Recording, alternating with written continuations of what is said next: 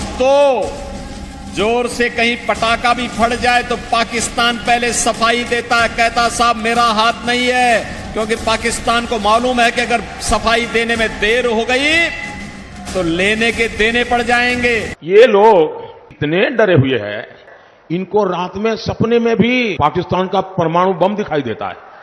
देश कांग्रेस वाली कमजोर, डरपोक और अस्थिर सरकार बिल्कुल नहीं चाहता। डरपोक प्रधानमंत्री देश चला सकता है क्या? आप कल्पना कर सकते हैं, ये लोग इतने डरे हुए हैं, इनको रात में सपने में भी पाकिस्तान का परमाणु बम दिखाई देता है। वे कहते हैं भारत के अंदर मंदिर की क्या आवश्यकता थी?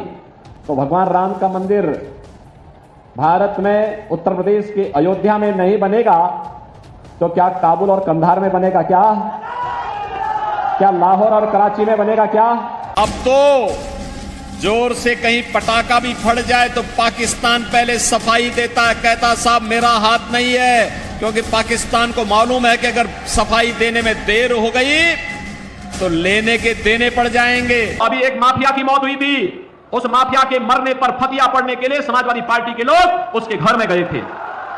ये राम भक्तों के विरोधी है, ये माफियाओं के समर्थक हैं, ये राम भक्तों पर गोली चलाते हैं और आतंकवादियों के मुकदमों को वापस लेते हैं। इन लोगों से बदला लेने का समय है, ये महापर्व चुनाव। भारतीय जनता पार्टी ने धारा 370 कश्मीर से हटाई, भारतीय जनता पार्टी ने काशी विश्वनाथ धाम भी दिया और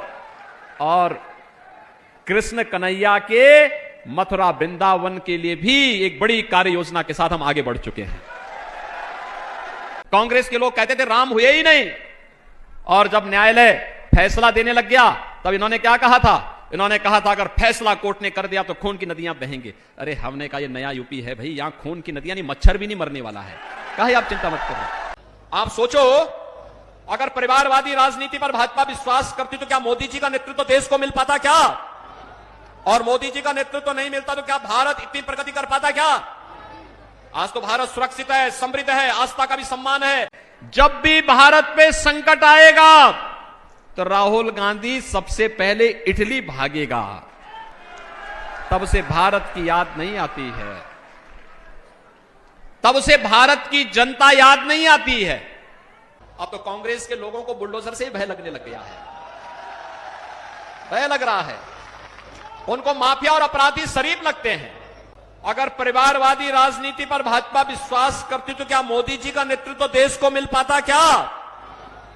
और मोदी जी का नेतृत्व नहीं मिलता तो क्या भारत इतनी प्रगति? न तो रामनवमी के अवसर पर और न ही नवरात्रि के अवसर पर ही उत्तर प्रदेश में कोई दंगा नहीं होता। आखिर बंगाल में रामनवमी के अवसर पर और बैसाखी के अवसर पर दंगे क्यों हुए, मैं बंगाल की सरकार से पूछना चाहता हूं। बहन और भाइयों, अगर ये दंगाई उत्तर प्रदेश में इस प्रकार से अत्याचार करते, अब तक मैं इनको लटका करके, उल्टा लटका करके ठीक कर देता।